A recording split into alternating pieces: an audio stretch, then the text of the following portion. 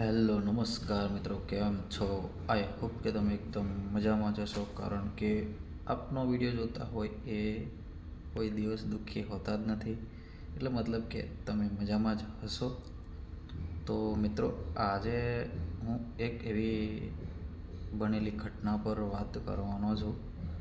તો તમે મારો આ વિડીયો પૂરેપૂરો જોજો.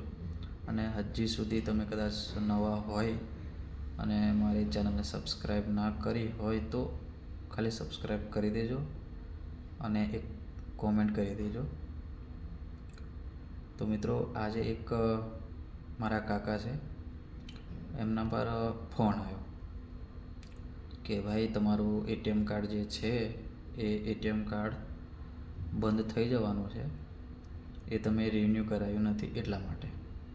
તો એ કાકા હતા અભણ, એટલે મતલબ એ ભણેલા ગણેલા નહોતા.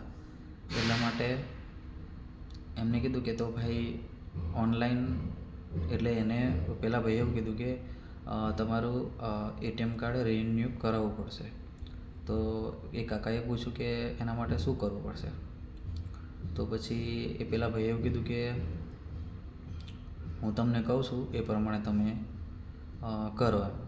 તો પેલા ભાઈએ એ કાકાનો એટીએમ નંબર માંગ્યો. તો પેલા નંબર માંગ્યો એટલે પેલા કાકાએ આપી દીધો. પછી પેલા ભાઈએ ત્યાંથી જે પેમેન્ટની પ્રોસેસ આવે એ કરી. પછી ત્યાંથી પેલા ભાઈએ પાસવર્ડ નાખવાનું કીધું. તો હવે પેલા કાકાને ખબર નથી કે હું મારો પોતાનો જે પિન કોડ નંબર બનાવેલો છે એ નાખીશ તો એ પૈસા લઈ લેશે.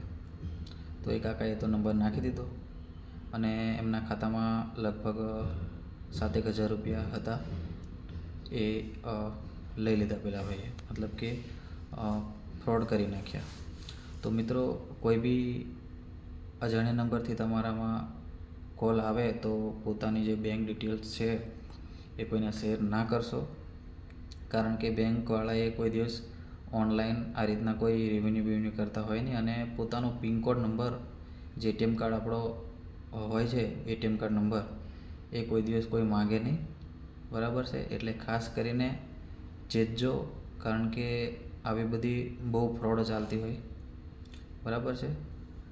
તો મિત્રો, બસ આજનો વિડીયો આટલો જ છે, જે મારી એક સૂચના તરીકે હું વિડીયો બનાવીને વિડીયો દ્વારા તમને કહું છું.